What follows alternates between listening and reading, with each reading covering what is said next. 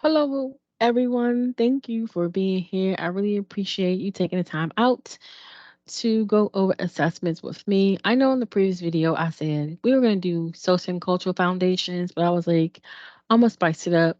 We're going to do about 15, this time 15 to 20 question review, in depth. And I know assessment can be scary for a lot of people as well as research. So I just wanted to hop on in and just talk about it and discuss an in-depth review of this topic just to make you a little more comfortable and ease some anxiety. So, if you can, please comment below the video. What are your thoughts? What was the most difficult for you in assessment? How are you feeling about assessments? And what you wish you can get from future videos. And then I'll post those things, okay? So let's get started.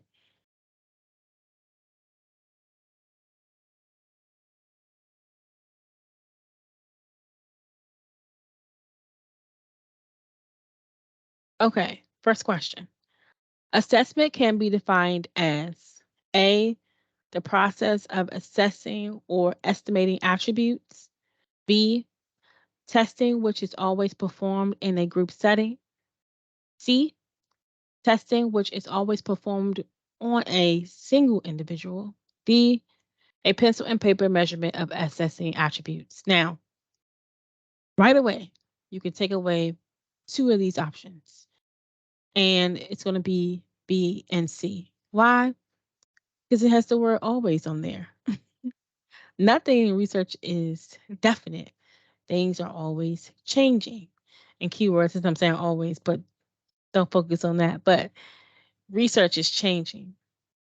And so when you have infinite words like this, definite words like this, like always, it's another definite word that we can talk about, more than others, or because that's not, we can't say that for sure. So we're gonna take away B and C automatically, okay? Now we just have A and we just have D. Okay, so with D, when you think of assessment, do you always think about pencil and paper assessments? No, because we do assessments in various ways. We do observations, we do interviews. Yeah, we can do paper and pencil as well, but that's just one of the ways that we collect data. So we're gonna cancel out B, C, and D, and the answer is A. The process of assessing and estimating attributes, right? Remember, I just said things change, people behaviors change. So assessments are not the complete totality of a person throughout their lifespan. So it's going to be A.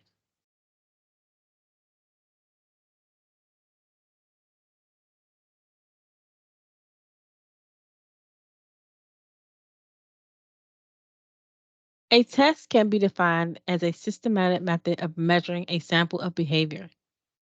Test format refers to the manner in which test items are presented. The format of an essay test is considered a blank format. I'm gonna give you a couple of seconds to think about what you think the answer is, and then we can just go over it together. Okay? You have option A, subjective, B, objective, C, very precise, and we have D, concise.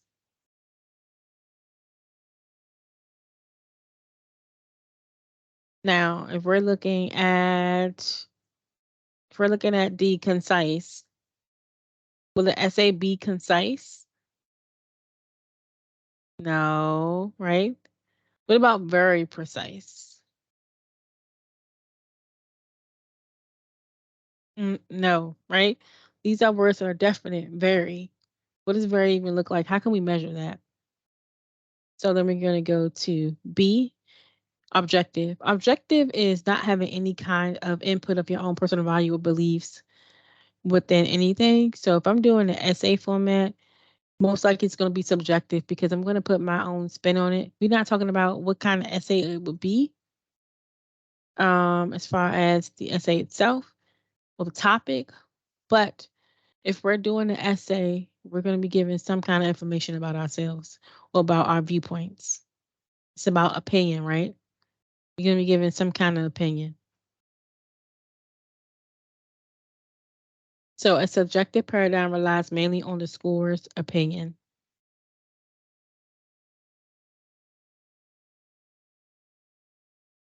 The National Council Exam, NCE, is a blank test because the scoring procedure is specific.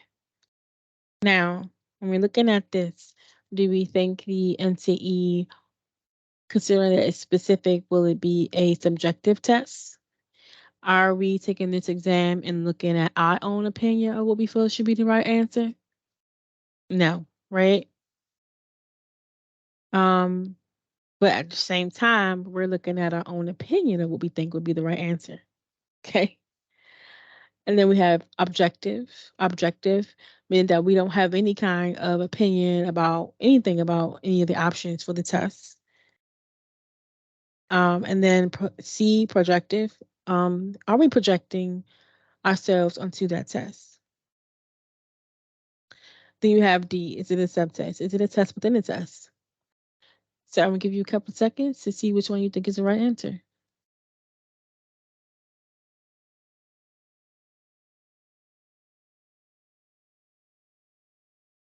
All right, so let's go. The answer is going to be B, because we can't take the test and think of it as what we're going to get right. We have to think about the national standards, regardless of how we feel. It's the best answer.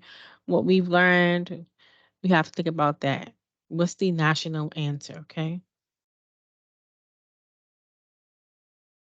A short answer test is a blank test. Is it A, objective, B, culture free, C, forced choice, D, free choice?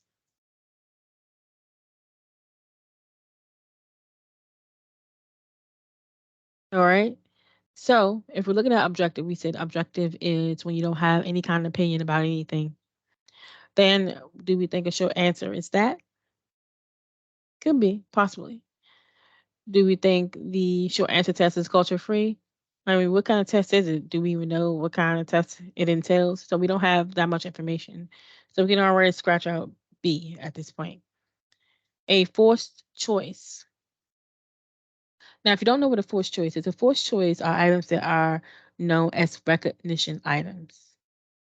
The NCE is a recognition item, right? We're looking at that based on our own understanding of the concept, based on what we've learned, not our own personal opinion. So that is what a forced choice is. So we're going to take out forced choice because we're not being forced to recognize the item. We're just doing a short answer test. We took out B. Now we just have A and D. So a free choice. A free choice response is when the person can take a test and they can respond in any manner that he or she chooses. And remember, we just had that question in regards to what is a, subjective and objective test. And we are going to choose here D. Some exams will call this a free response format. In any case, the salient point is that the person taking the test can respond in any manner he or she chooses.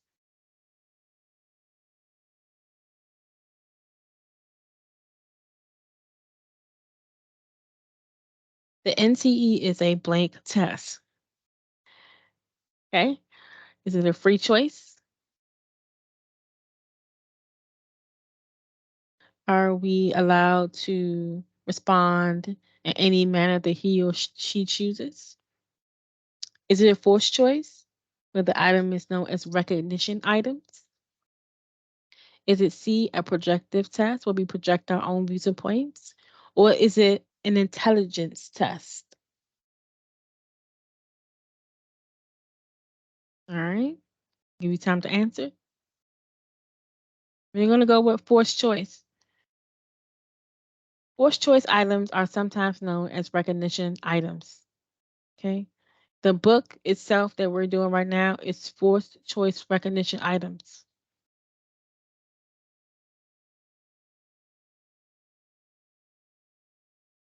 Again, the NCE. This is on here twice, but of course, it's forced choice. Trying to clip you up there. Short answer test and projective measures utilize free response. Remember, free response is that the writer, or mean the individual, can respond in any kind of way they want to. The NCE and the CPCE uses forced choice, or sometimes called. We just talked about this. I hope you haven't forgotten. Is it called a vague items, or subjective items, recognition items, or numerical items? We're gonna already scratch out D because we're not talking about anything numerical. We're gonna take out B, subjective, because we're not talking about um how we feel. You think of subjective, you think of self. Vague as in what? We're taking out A, and then we're gonna go with C, recognition items.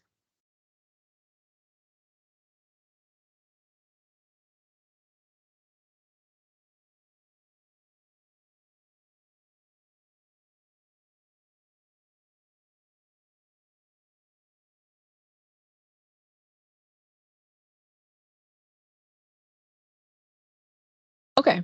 A true or false test has blank recognition items. Similar recognition items, is true and false similar, or they like opposite from each other, right? So we're gonna scratch out A. Free choice. Remember we talked about a free choice, meaning that we can respond however we choose. But can we really respond however we choose? Because we are forced between two choices. Dictonomous. If you don't know what that word is, we'll come right back to it. But let's go to D. No recognition items. Now we're gonna take out D because that don't even make any sense, okay? So we're gonna look at dictonomous. And we are gonna choose that because why? Dichotomy simply means that you are presented with two opposing choices. Okay. When a test gives the person taking the exam three or more forced choices, then the psychometricians call it a multi point item.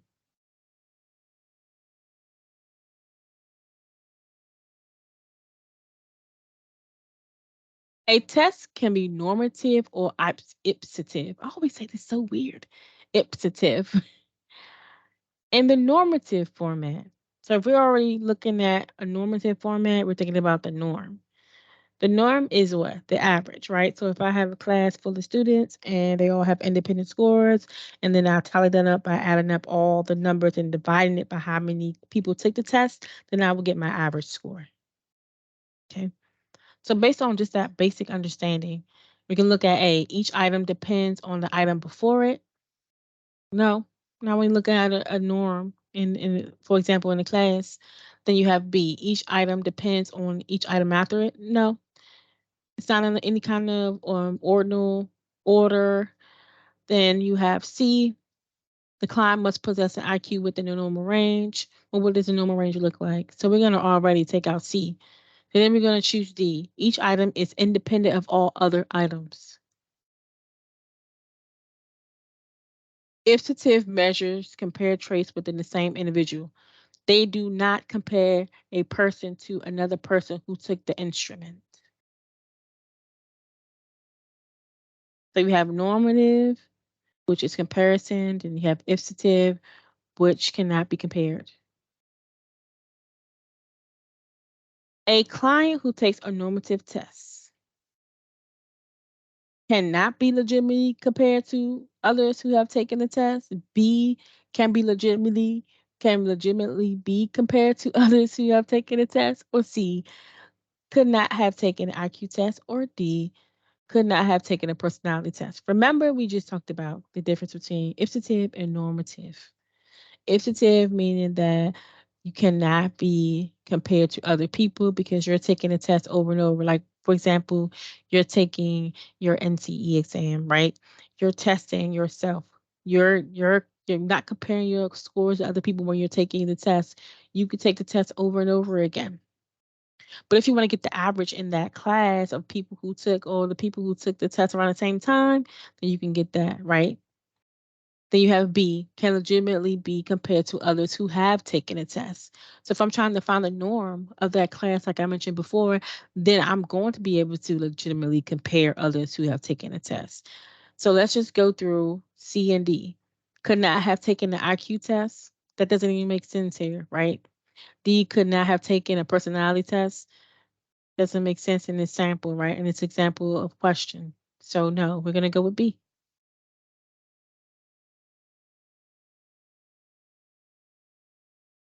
And when you think of ipsive, you think of self, okay? Think of I, right, for the ipsative.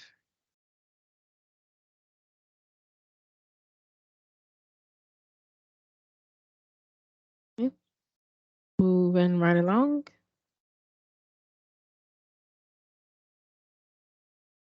An ipsative measures the person taking a test must compare items to one another. The result is that. So remember we talked about ipsative, you think about I, right? I'm only measuring myself for me, okay? I can't compare myself to others. So if you want to read it again, an ipsative measure the person taking the test must compare items to one another. The result is A, an ipsative measure cannot be utilized for career guidance. B, you cannot legitimately compare two or more people who have taken an ipsative test. C, an ipsative measure is never valid. And then you have D, an ipsative measure is never reliable. Okay. So we already know what the answer is going to be here because we already learned that when you have an ipsative measure, that person cannot be compared to one another, right? Keyword cannot be legitimately compared. Gonna already choose B because you've been going over this with me for the last 4 or 5 questions. Okay.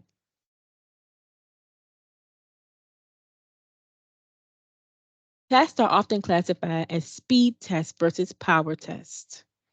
A timed typing test, keyword timed typing test, used to hire secretaries would be. Would it be a power test? A power test doesn't have any time at all. Neither a speed test nor a power test. Well, it has to be one of them, right? A speed test is something's time. It's a speed, right? How fast can you do something? So you automatically think of speed. Then you have D, a fine example of an ipsative measure.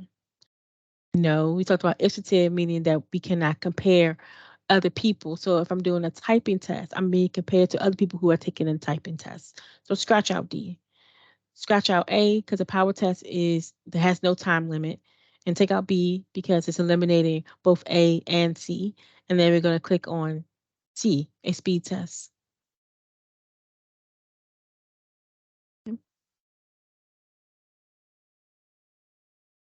A counseling test consists of 300 forced response items. The person taking the test can take as long as he or she wants to answer the question. This is most likely a projective measure. This is most likely a speed test. Now, speed test, we talked about that's being timed, right? But this person isn't being timed. They can take how long they want, right? This is most likely a power test. We talked about the difference between a power test and a speed test. So now we have D. This is most likely an invalid measure. But how? How is it invalid? We don't have that kind of information, right? So we're going to scratch out D and we're going to scratch out B. So now we just have A and C. So am I projecting myself on these forced response questions?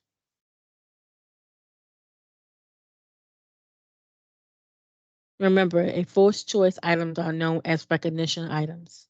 Okay. So because we know the difference between the power test and speed test, we're already going to know that it's going to be C, a power test, because there is no time limit and then we're not doing anything that's projective, a projective measure. Okay. It's a forced choice. We don't have a choice.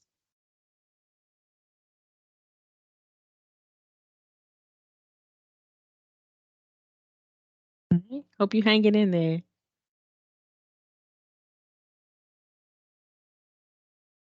Next one.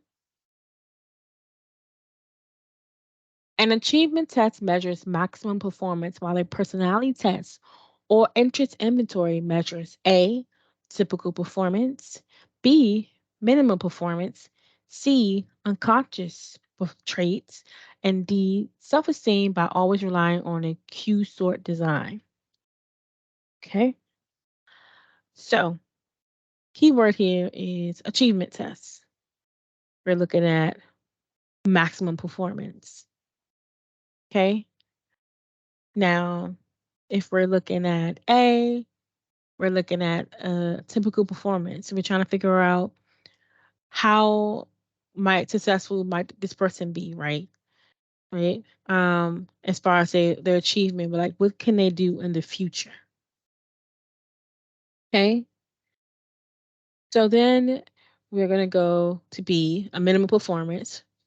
Keyword here is minimum. We're not looking for minimum performance. We're looking for maximum performance. So we're gonna already cut that out. Unconscious traits. No, we're not looking for unconscious traits because we're looking at performance, which is also behavior, right? We can't measure in this aspect of what this is asking. We're looking at maximum performance. Even though it does says personality test or interest inventory, personality test is unconscious traits, but interest inventories also look at the way a person would be as far as behavior wise, right? It's an encompassing of mental construct as well as what you feel like you would be good at. Okay. So it's a combination of two. So it's not just unconscious traits. D, self esteem, always relying on Q sort design. No, right? Automatically no, because we're not talking about self esteem, right? And that keyword we said that we don't ever agree with is the word always. So we're going to take out D, C, and B, and we're going to kick A.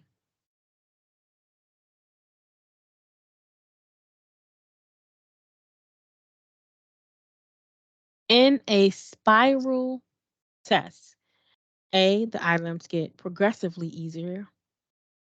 B, the difficulty of the items remain constant. C, the client must answer each question in a specific or in a specified period of time. D, the item get progressively more difficult. Now, if you think of a spiral, you think of spiral staircase. Okay. When you're walking up this spiral staircase, imagine you have to walk up 10 flights of stairs. It will get harder every time you go up every step, right? And I'm already kind of giving you the answer here. But if you think about going up a spiral staircase, does it get easier? No, not for me. Not for me. But this is a general question. Then you have B, difficulty of the item remains constant. No, no, it's usually easier when you start to go upstairs versus continuing to go. Then you have C, the client must answer each question in a specific period of time, and that goes back to speed tests. We're not talking about speed tests here. So then D, items get progressively more difficult.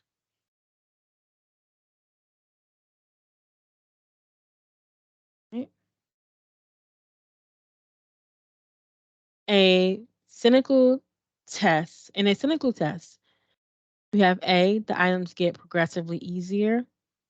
B, the difficulty of the items remain constant. C, you have several sections which are spiral in nature. And D, the client must answer each question in a specified time period. So we're already going to take out D because we just said that this is not a speed test. We don't have to do it in a timely fashion, right? Um, then we're gonna go back to A, items get progressively easier. And then we're gonna look at B, difficulty of the items remain constant. And then C, you have several sections which are spiral in nature. So we have the keyword in here, spiral again. And another thing is several sections.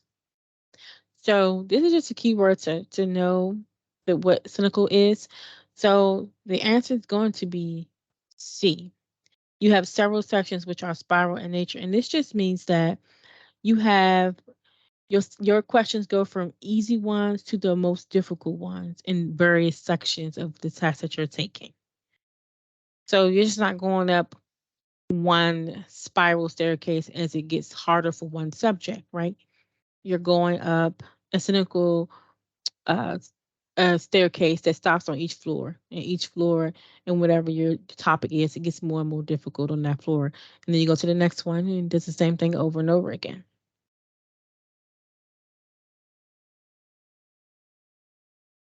Oh, I think I accidentally skipped the question, you all.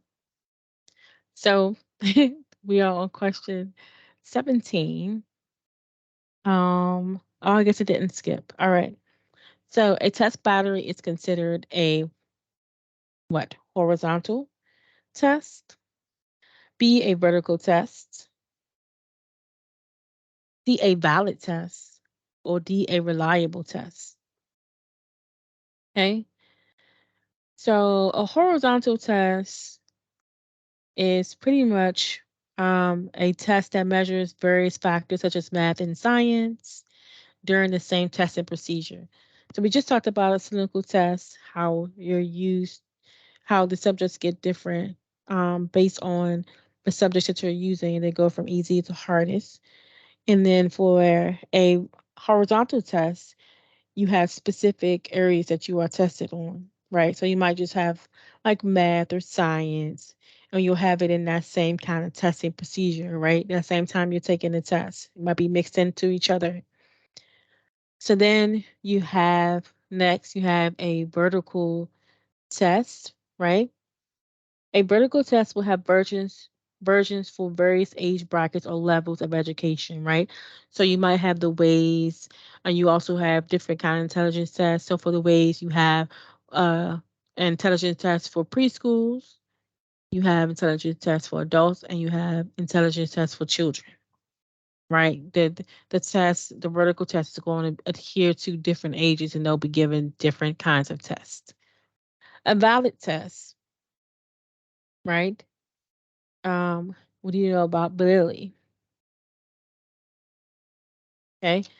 So when you think about valid, does the test measure exactly what you wanted to measure? Reliable, meaning when you use the experiment over and over again, you do the same thing that was done within the experiment that's going to produce the same results. Okay. All right. So let's see. If we don't understand, a test battery is a horizontal test. So a horizontal test where you will have test measures that have more than one subject during the same testing procedure. That's just something to keep in mind. In a counseling research study group, well, in a counseling research study, two groups of subjects took a test with the same name. However, when they talked with each other, they discovered that the questions were different.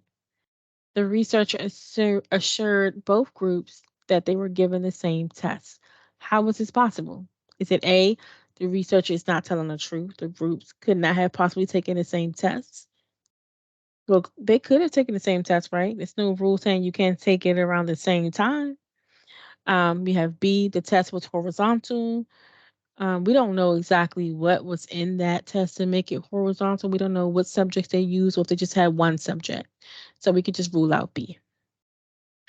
The test was not a power test. We don't know what kind of test it was. If it was a speed test or a power test. A power test, remember, is when there is no time limit. We don't know what kind of testing procedures that they had.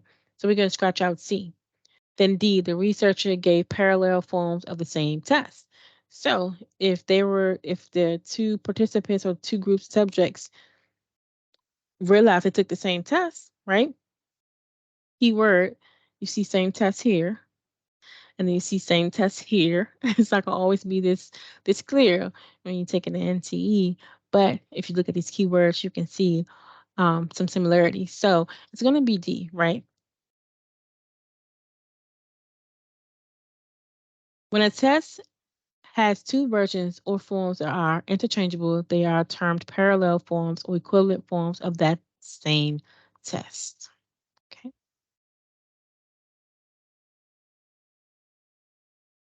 The most critical factors in test selection are A, the length of tests and the number of people who took the test in the norming process.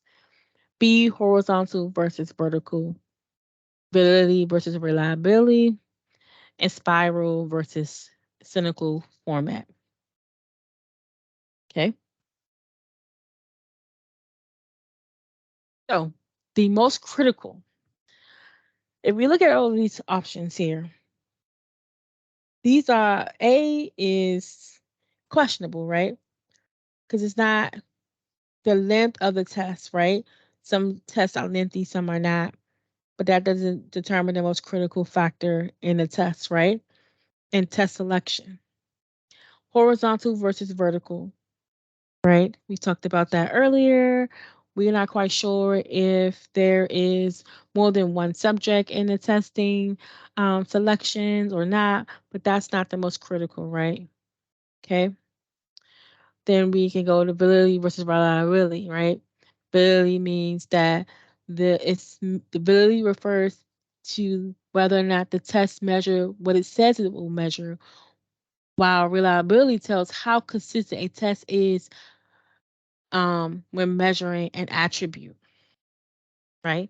So you want to make sure that you choose the right instruments when you're testing or doing research to make sure that you're getting the information that you need based on that topic.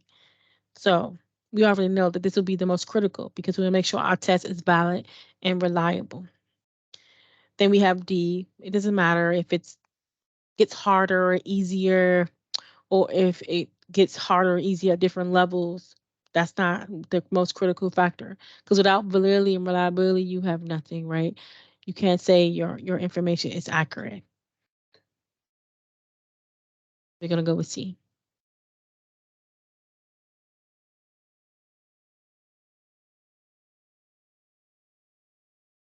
Okay, we're gonna go to the last one here. Which is more important, validity or reliability? Now, we have A, reliability. B, they are equally important. And C, validity. And D, it depends on the test question. Now, we're going to take out D because validity and reliability does not depend on the test question, right? The hypotheses. Um, then we can look at reliability, go back to A. Reliability is what? Tells us how consistent a test measures an attribute. And that goes to show like when you have research that has been retested multiple times to prove that the information that is derived from the test is consistent with the results from the previous test, right? Retestability, reliability. Okay. You could still have reliability be the same, but if the test is not measuring what you say needs to be measured based on your hypotheses, it can be not, really reliable, right? Because if I do something with the wrong instrument multiple times, it's going to yield the same results because I'm not using the right kind of measurements. So then we're going to go to B. They are equally important. Well, I mean, they are important, but there's one that is most important. So now we just have C, validity.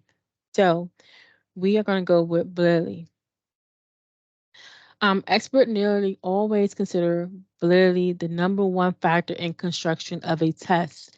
A test must measure what it purports to measure. Okay.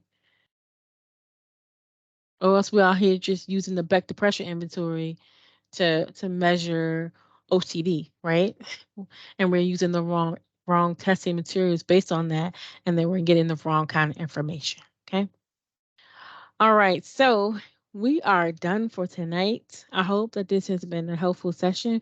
Please, please, please make sure that you comment any questions, anything you want to tell me about how you felt about this session and went over these 20 questions. Do you still have some anxiety about these things? And the code here is still good. So you can finish the rest of these questions on your own. I was gonna make another video and just like go over like maybe or just let the questions run and you answer them. But because you can do them on your phone, you just got to download the quiz app. It's QUIZZI. And it's like a purple little symbol here in this corner on your computer here. And you just download it and you can just finish the rest of these questions. And just let me know your scores in the comment area. I want to see how well you all do. What was easy, what was hard, right? Thinking about the spiral test, right? Just kind of put these two together.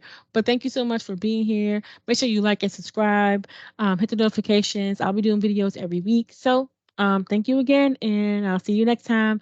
Let me let you know that I will be going over research. Yes, let's just keep the ball rolling. All right. Thank you again. Have a good night.